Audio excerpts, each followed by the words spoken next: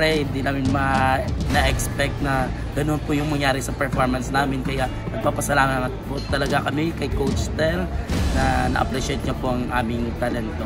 Sobrang thankful po kami kay Coach Tel kasi kumbaga hindi niya po kami sinukuan and naniwala po siya sa talento na meron kami and talagang pinaglaban niya pa rin kami nitong sing-off. Kaya maraming salamat po Coach Tel. Sa mga coaches po na believe sa amin, thank you so much po sa inyo. Sobrang nakaka-overwhelm po talaga. Lahat po ng pagod, hirap sa araw-araw po ng pag-ensayo, sobrang nawala po yun sa mga positive comments po nila sa amin.